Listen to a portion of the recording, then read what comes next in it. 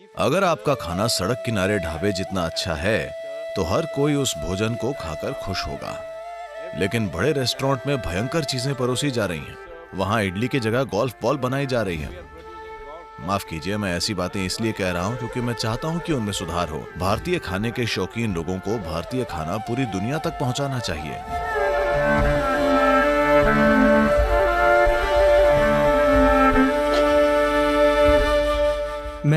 मैं हमारे अद्भुत देश के अनूठे व्यंजनों के बारे में एक सवाल पूछना चाहता था। आप जानते हैं, हमारे भोजन के पीछे बहुत सारे चरित्र, इतिहास और विज्ञान मौजूद हैं।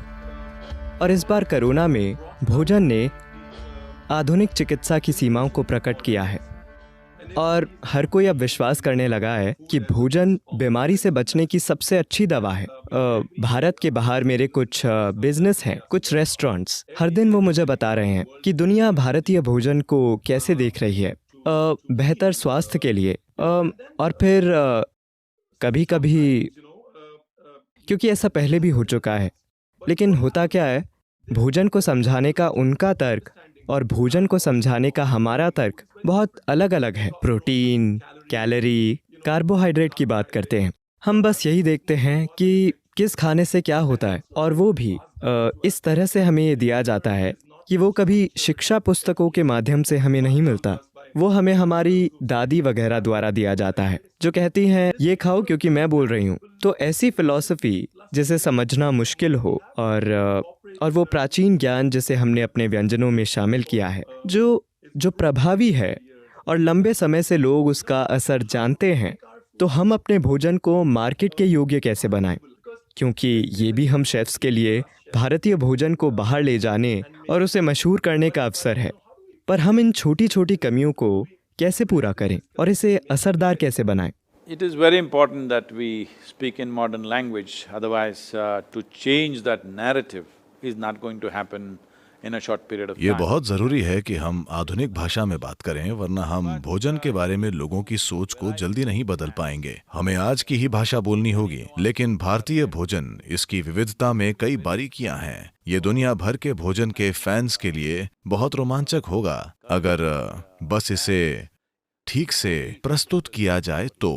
लेकिन यही आप पूछ रहे हैं कि इसे प्रस्तुत कैसे किया जाए, न कि केवल कैलोरी जैसी चीजों की बात हो। खैर, बात बस कैलोरी की नहीं है, पर अंतर्राष्ट्रीय स्तर पर अगर आप महंगे बाजारों के बारे में बात कर रहे हैं तो प्रस्तुति बहुत महत्वपूर्ण है। मुझे लगता है कि हम प्रस्तुति में थोड़े पीछे हैं। थोड़े पीछे नहीं, मुझे लगता है कि हम बहुत पीछे हैं, क्योंकि हमारे लिए भोजन का स्वाद जरूरी है, भोजन का पोषण जरूरी है, पर हम वाकई ये परवाह नहीं करते कि रोटी रखी कैसे है। ठीक है, हम बस यही चाहते हैं कि भोजन खाने में अच्छा हो, बस इतना ही। तो भोजन को अभी अभी पकाया गया है, ये जरूरी है। बस अभी अभी तंदूर से निकाला हो, यही हमारे लिए जरूरी है, न कि ये कि उसे प्रस्तुत कैसे किया गया है। उन्हें उस ब्रेड से ऐतराज नहीं है जो 1 महीने पुरानी है पर ठीक से पेश की गई है। चीजों को देखने का उनका यही नजरिया है। तो ताजा भोजन के फायदे लोगों को समझाना कि भारतीय भोजन ज्यादातर समय सीधे कढ़ाई से प्लेट में आ रहा है और उसका महत्व, मुझे लगता है कि हमें इस बारे में कुछ करने की जरूरत है, क्योंकि ये लोगों ने नहीं समझा है। और दुनिया में कई बीमारियां, विशेष रूप से मैं अमेरिकी लोगों से लगातार बातें करता रहता हूं, बस ताजे खाने से ही आपकी सेहत को काफी फायदा होगा। ये बहुत बड़ी बात है, लोगों को ये बात समझाना जरूरी है। लेकिन साथ ही मुझे लगता है कि शायद बड़े बड़े रेस्टोरेंट्स, उनमें से कुछ ठीक हो सकते हैं, लेकिन रेस्टोरेंट्स का मेरा अनुभव पुराना हो सकता है, क्योंकि मैं 15 से 18 साल पहले की बात कर रहा हूं। तब चीजें कैसी थीं, क्योंकि तब से मैं रेस्टोरेंट में नहीं जा पाया। मुझे भारतीय रेस्टोरेंट में भीड़ घेर लेती है, इसलिए मैं दुनिया में कभी भी कहीं भी नहीं जा सकता। लेकिन मैं बात कर रहा हूं कुछ समय पहले की। मान लीजिए कि अमेरिका या यूरोप में आप जहां भी गए, मुझे लगता है कि लंदन थोड़ा बेहतर है। लंदन में भारतीय रेस्टोरेंट्स थोड़ी बेहतर क्वालिटी के हैं। लेकिन अगर आप दूसरी जगहों पर जाते हैं, खासकर अमेरिका में, अगर आप किसी भारतीय रेस्टोरेंट में जाते हैं तो वो एक भयानक अनुभव होता है। न स्वाद, न क्वालिटी, न सर्विस, कुछ भी अच्छा नहीं होता। आप उन्हें ट्रेनिंग देकर सर्विस में सुधार सकते हैं, लेकिन स्वाद में If you serve something which is as good as what is served on a street side dhaba, everybody will be glad to eat that food. अगर वे कुछ ऐसा परोसते हैं जो सड़क के किनारे ढाबे पर मिलने वाले खाने जितना अच्छा हो तो हर कोई उस भोजन को खाकर खुश होगा। लेकिन बड़े रेस्टोरेंट्स में जो परोसा जाता है, मुझे खेद है अगर आपको ये बुरा लगे तो आप में से कोई भी, उदाहरण के लिए भारत में हर अच्छे होटल में जब मैं जाता हूँ तो अंत में मैं शेफ और वहाँ मौजूद मैनेजर को लेक्चर देता दिखाई देता हूँ, क्योंकि दक्षिण भारत में, तमिलनाडु में, मैं कह रहा हूँ चेन्नई शहर में आप इडली नहीं खा सकते, इतनी बेकार। अगर आप बाहर जाएं जहां सड़क किनारे मजदूर खा रहे हों तो वो शानदार इडली परोसेगा। मैंने कहा आप इस आदमी को क्यों नहीं रखते जो आपके ही कंपाउंड की दीवार के बाहर खड़ा है। अगर आपको वो आदमी मिल जाए तो उसे पता है वो इडली बनाना जानता है। अब मैं बेंगलोर के एक प्रमुख होटल में था और मैंने देखा कि इडली सांभर भयानक है। मैंने कहा ये इडली कौन बना रहा है, और वो बहुत गर्व से वो शेफ को ले आए। मैंने उससे पूछा आप कहाँ से हैं? वो कहता है मैं लुधियाना से हूँ। I don't know if you are from Ludhiana. I said, why is this Ludhiana guy doing idli here? मुझे नहीं पता कि अगर आप भी लुधियाना से हैं। मैंने कहा लुधियाना का ये आदमी इडली क्यों बना रहा है, आप यहीं का आदमी क्यों नहीं रखते? मैं कह रहा हूँ ऐसी सरल चीजों पर ध्यान नहीं दिया जाता। देखा जाए तो कुछ होटलों को छोड़कर भारत में भी नाश्ते का अनुभव भारतीय नाश्ता काफी खराब होता है। तो हर कोई एक क्रोज़ों या ब्रेड और मक्खन या अंडा या कुछ और खा लेता है, वो इसे नहीं खाएंगे। लेकिन आज इस पर पर्याप्त शोध और मेडिकल समझ है कि ऐसा कुछ खाने से, उदाहरण के लिए मैं इडली ले रहा हूँ, उसमें 70% कार्ब और 30% प्रोटीन होता है। ये खाने का सबसे अच्छा तरीका है। दुनिया का हर शोध यही कहता है। लेकिन हम इडली की जगह गोल्फ बॉल बना रहे हैं और हम उम्मीद करते हैं कि लोग इसे खाएंगे। कोई इसे खाना नहीं चाहेगा। अगर आप दिल्ली के किसी होटल में इडली खाते हैं, माफ करना मैं ऐसी बातें इसीलिए कह रहा हूं क्योंकि मैं चाहता हूं कि वे सुधार लाएं, कल आपके पेट में एसिडिटी होगी क्योंकि बैटर शायद 1 महीने पुराना है।